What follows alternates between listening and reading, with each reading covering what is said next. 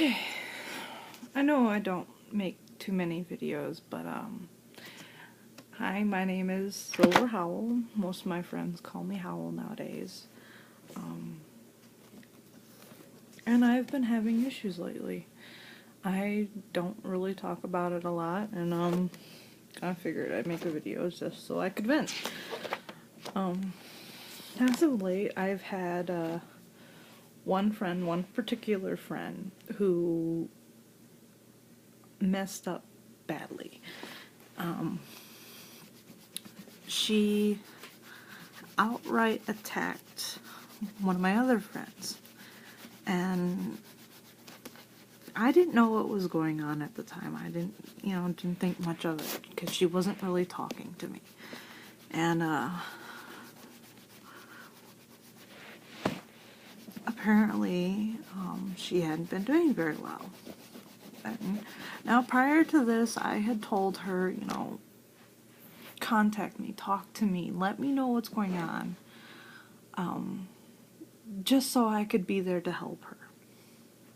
I have no problem talking to people. I don't have no problem giving advice or even, just letting people vent to me. Oops, that's my phone. Oh, hush. And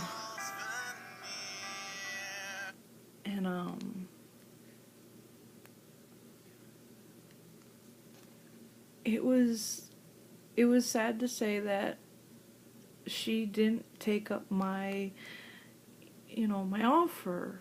I mean, I probably could have helped her prevent what happened. But what happened was that my friend had declined her offer to come over because she was having a bad day and she wanted companionship. But his sister was his priority because his sister wasn't doing so good, and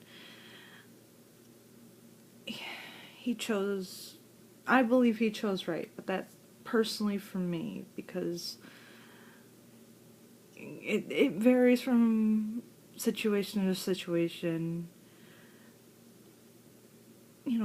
What choices you make. I mean, any other time I would have said, hey, just go over there, take your phone, your iPad, connect to her internet, and talk to your sister while you're there with her. But given I know what was going on with his sister, I agree with him. I agree with what he did, and I didn't see anything wrong with it. But for her, it wasn't what she wanted. And she flipped out. And when I mean flipped out, I mean flipped out, full out spaz attack, and she basically gave him a giant wall of fuck yous. And basically told him to go, suck a hard one. And she continued to verbally abuse him. And in all honesty, I've been abused before. I've had people outright attack me and hurt me just because I'm different. I'm not like normal people. I don't always understand why people act the way they do, or why they, I guess, treat each other the way they do. Because for me, when it comes to being a friend, you're there no matter what. You're their punching bag, and you're their venter, you're their personal confessional booth, and they yours. And that's how it's been with a lot of my friends, or at least the few that I do have. So I guess for me, who doesn't have too many friends, what she did was unforgivable. And it pains me because I used to really like her. I used to be really good friends with her. I hung out with her all the time. I knew things about her. I knew secrets.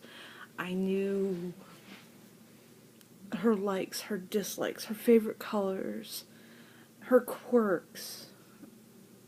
And then she cut me off when we weren't, working with each other or spending as much time with each other. And she started to cling to him. And I didn't notice it, and I'm sad that I didn't. I'm sad that I didn't reach out sooner. I wish I had, because this probably could have been avoided. But, shit happens.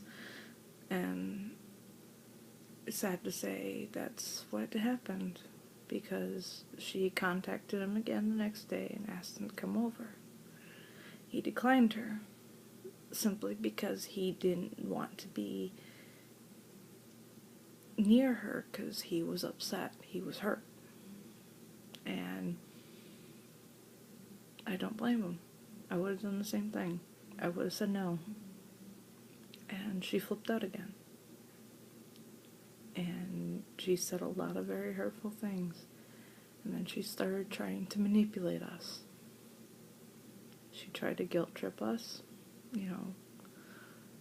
make us feel sorry for her for what she did. But it didn't work, because I had seen what she had said to him. I had seen how she had treated him. And then I talked to her for a little bit, and I had gotten her side. But during all this, what got me was that she did something no one should ever do to their friends, or family, or anyone for that matter. She pulled the suicide card. She pulled a card that you don't pull at all. You don't pull it because you want attention. You don't pull it just to pull it. You don't even want to mention it. And she did it without hesitation. Because my friend contacted me while I was at work, and he told me, he freaked out. He's like, she's going to do something, she's going to do something, she's threatening suicide. And I contacted her. I texted her, I called her phone, and she told me, no, I'm not going to do it. I'm not going to do it. You know me, I would never do it. Well, I hadn't talked to her in a while, and I was worried. And eventually, with all the freaking out and not being able to really contact her very much and get the full story, I threatened to call the cops, and I made my friend do it too, because we were going to call the cops and make sure she was okay. We were going to put her on suicide watch. And when I found out that she just pulled the card to pull it, that changed everything. It changed how we looked at her and how we viewed her. And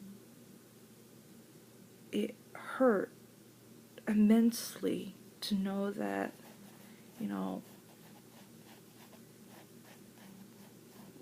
you have not enough shame to be mindful of what you say or what you do. Well, I guess shame's not the right way. Enough common sense not to do something like that. Because I had found out that my friend here, the one that was being attacked, had actually offered my assistance to her. He said, Howell will help you. Talk to Howell. Howell would love to hang out with you. And I would. I honestly would. I had the time. I had no plans. I mean, I have real no social life. I mean, most of my friends are all online and live in different states. I live with two of my best friends. One's moving away right now, but shit happens. And she said, I don't want her. And when I was talking to her, I offered my assistance, and she says, no, I don't, no, I need him.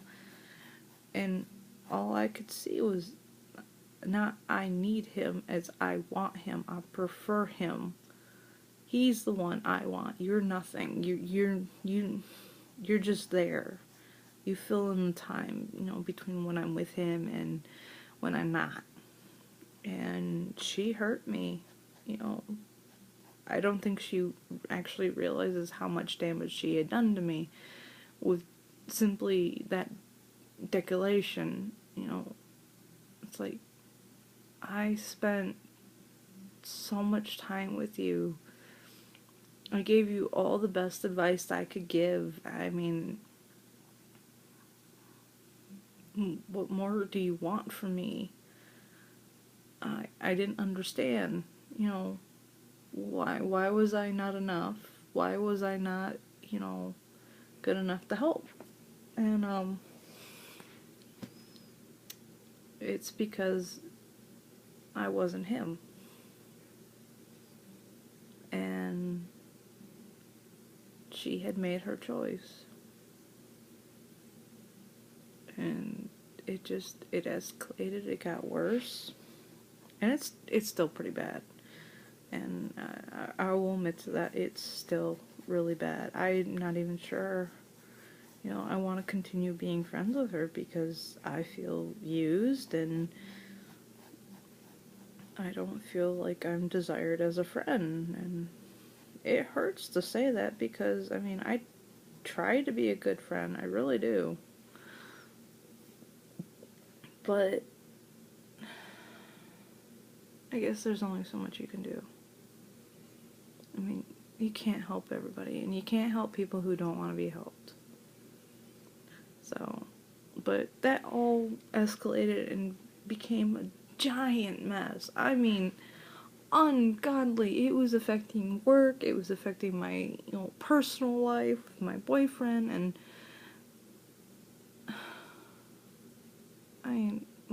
the friend that's leaving, the one that got attacked by her, he's moving to Arizona. He's moving away to one of his parents. And that's perfectly fine.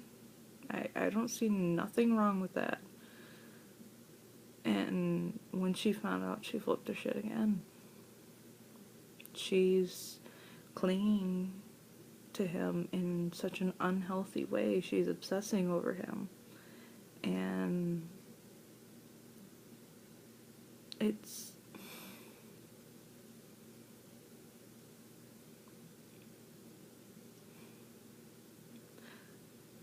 something that I don't understand. I've had so many people leave me in my life, so I guess it's because I'm used to it. I'm used to people not staying or being there or all sorts of other shit. But I never quite understood why people got so upset just because somebody else had a life of their own. You can't stop somebody from, being free and happy. If everyone pushed their wants and desires on the people that they wanted to keep in their life, no one would get anywhere. No one would, move away. No one would have their own life. We would be fulfilling everyone's wishes. We'd never be happy. We'd never smile. We'd never feel joy. We'd be pissed off and angry all the time, and I don't want that. I don't want that for anybody. So, I guess this is just me venting about things that I don't quite understand and things that bother me. What can you do? There's so much you can do in your life, and people waste a lot of it away just because they cling to something. And there's so many other things out there. There's so many things you could do, you could see, you could experience. And it's only a matter if you're willing to make the sacrifices, and if you're willing to, move and try new things and experience new things and live your life. And she's not like that. She's never left the state we're in. She's still stuck in, the high school mindset. And it could be because I'm a lot older than she is, which that's a major factor, because her maturity level is not that high yet. I mean, you can't expect much out of a 19-year-old who's been sheltered most of her life. I mean, except for the exceptional few. Those ones I applaud, because they work their asses off to get away and experience things with their friends and, even people they don't know. But she never did that. She got so attached to her friends that when her friends started having lives of their own, going to college and moving away, that she broke down. She didn't understand how to be on her own anymore. She got so used to being with people. And when you lose your independence to something like that, when you can no longer depend on yourself, who are you? I've never really depended on anyone. I hate depending on people. In all honesty, I hate asking for help. And it's one of my major flaws, and I'm slowly, working through that one particular problem. It's not easy. But it's something that you learn, with time and life experiences, because, I moved a lot growing up. Oh, did I move. And through all of that, I learned that, people come and go. The world doesn't stop just because, I want it to. My wants and desires don't mean squat to the world and to time. They don't give a shit. They just keep going and going. And the people in it, same way. I mean, you can't expect everyone to just focus on you, because you're not priority one. You're not their priority. And I mean, and I'm just, getting shit off my chest, because I know I've gone through a lot of shit, especially in the past few years. I mean, I spent so many years of my life taking care of other people.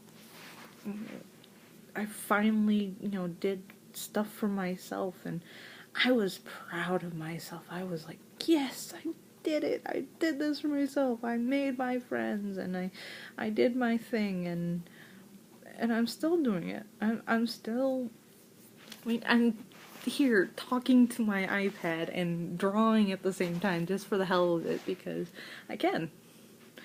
I have the time. I need the desire to do it. I need to focus on me. But I guess what I'm saying is, to all the other people out there, there's going to be people in your life that fuck up. And you can either blow up at them, like my one friend did, and, push, and make it worse, or you can bide your time and, basically just say, I'm sorry I fucked up. If you ever want to talk to me again, you have my phone number, you have my Skype, you have my Facebook, you have some way of communicating with me. And nowadays, it's not hard to get a hold of somebody. It really isn't. I mean, I met a lot of my friends on a network of strange people.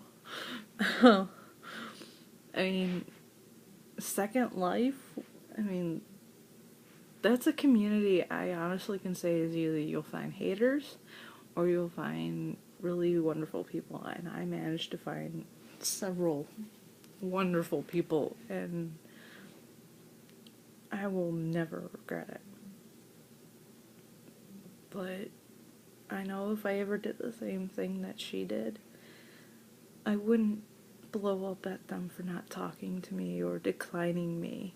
I mean, if I'm really that lonely and I'm that depressed, I have a short but long list of people who are willing to talk to me and help me, and I'm at least in somewhat of close enough relationship that if they're not comfortable with it, they're nice enough to stay there and talk to me and help me or come hang out with me. And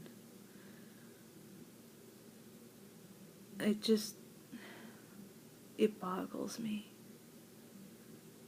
that some people forget that. And I want to remind people, there's more people out there that care about you than you really know. You just gotta be willing to talk to them.